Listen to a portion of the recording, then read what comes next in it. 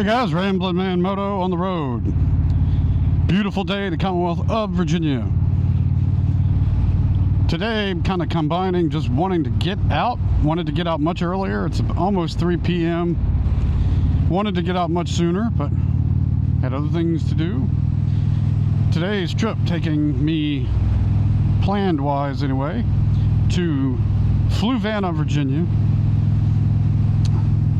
Just for fun. One of my other hobbies is occasionally flying my drone, and I have found that water towers are a fun way to practice taking some drone footage. There's usually not any other tall structures too often around in these areas. It gives a scenic focal point, and usually they're in country rural areas, which are fun to get to. That's not always the case, but the ones I've been going to are. And even if I get there and can't fly the drone for some reason, it's just a good ride. Not sure how many of you watched the debate. I won't make this ride too political, but it's no secret I'll be voting for Trump. Not because I love Trump, but because I have guiding values about the role of government that I've held for most of my adult life, really probably all of my adult life, and those values are not shared by the Democrat Party. So it's simple as that for me. It's like there's these Republicans like Dick Cheney, who I, there's a lot he said and done that I'm a fan of, but this is just politics of personality right now. They don't like. You start to see how both Republicans and Democrats are just part of the same political machinery, and Trump is not of that world. They gladly took his donations and contributions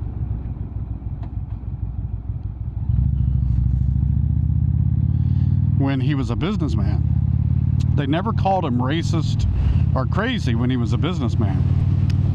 And this includes Democrats. Trump was a Democrat, registered for much of his life, I think. And believe me, the first time Trump came around, I was like, what? This is the best we got? Lord. But I was so glad when he beat Hillary. And I was in Chicago the night Trump won. And of a sign of things to come, I was on the 6th floor of a hotel in Chicago. I was across the street from the Trump Tower Hotel in Chicago. And there was a mob of people on the ground yelling F Trump, with signs.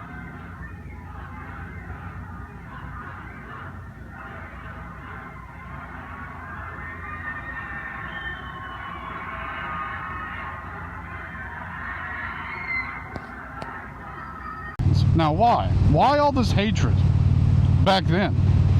He hadn't been president yet. You got to put yourself back then. This mob had been whipped up to believe that minorities would be back in chains and slavery. All this stuff. It's just ridiculous. I remember telling my wife that if you see me on Fox News with a sign saying F Trump, it's because I've got to get to my dinner safely, and this mob is out here.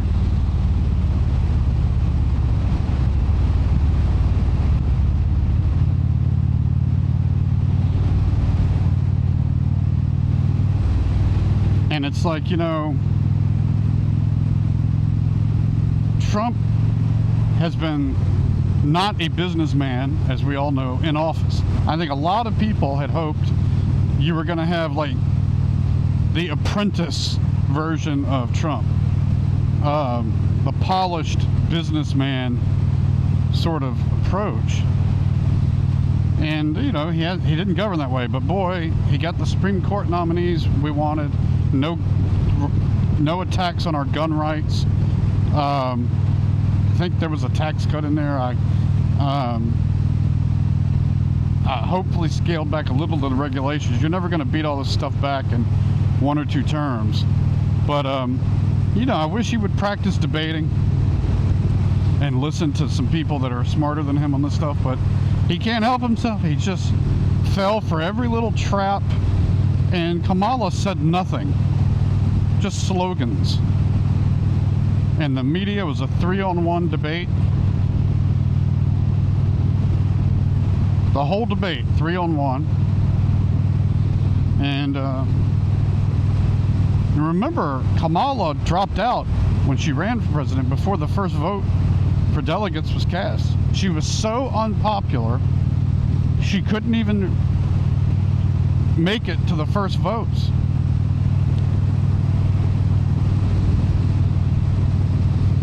You know, they talk about a threat to democracy. What does allowing a bunch of illegal immigrants to get across the border, voting rights, free health care, what does that do to our country? It's disgusting. So anyhow, I could go on and on. I'm a political junkie. I have been most of my life, and sometimes I think about starting a channel for that. I'll share an embarrassing tidbit. You know, I tend to wear a firearm everywhere I go, to the point that it's so comfortable on me that I don't even think about it. Except the shoulder holster, I do think about it because it's new to me and it's a little uncomfortable sometimes on my neck, so I'm aware of its presence. And I went on a ride the other day. Had been gone for like an hour, and it just hit me. I didn't have a gun on. I felt naked and exposed.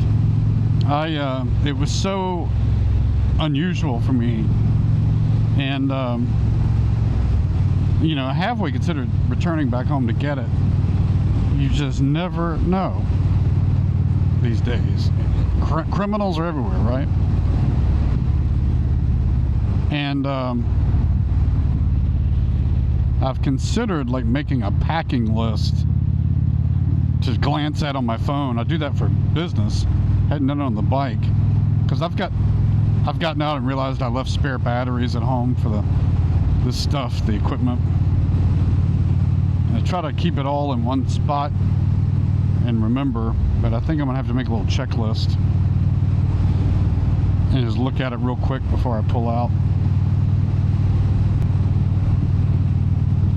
This is a nice little road. I've been on this a couple of times. I don't know it that well, but fun little road.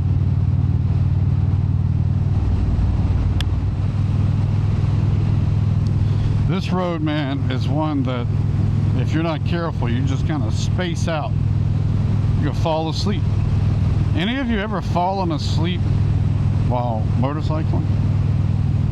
I fell asleep one time at the wheel, and whoo, was that scary. I hit a guardrail, and when I looked in the rearview mirror, a dump truck had been going in the other direction, coming at me, and I went right, I guess, when I fell off asleep, man.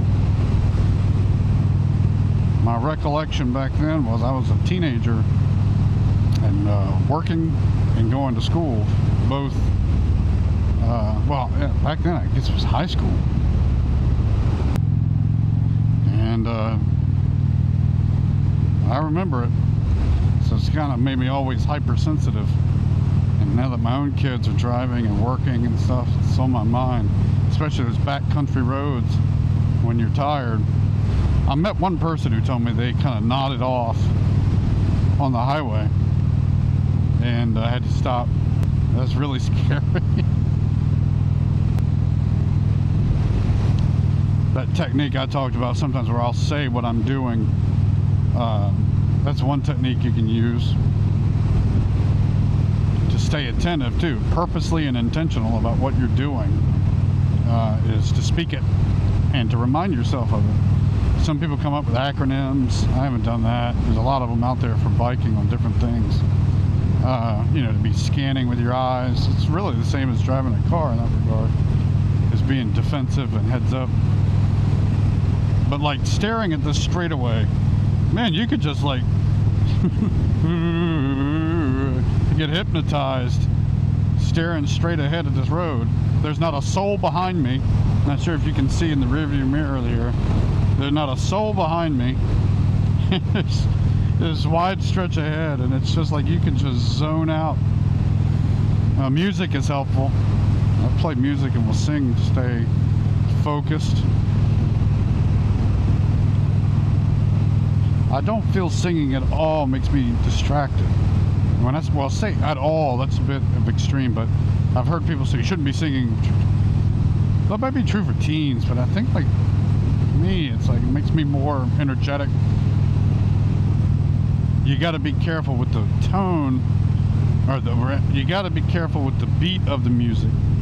That you know, suddenly you're going 80 because the music you're listening to has got a rapid beat, and then you're up at 90. And you know, eastbound and down, and you're loading up the truck. You do have to be careful about that. I tell you, after that little speed incident I had, I've really been trying to pay attention when these speed drops, because it just feels safe on the bike to kind of not change speed, just kind of keep going. Well, there's a water tower right there. Hopefully we can find a place to park. This would be a neat thing to record as well. Parking is sometimes a challenge because it's people don't want some drone pilot on their property. They don't understand it. They think I'm there to rob them. Like this is, I've thought about going into businesses and asking if I can do it, and then I'll give them the footage for free as a way to let me get some cool snaps. Go get some footage of that thing. Maybe I'll do that.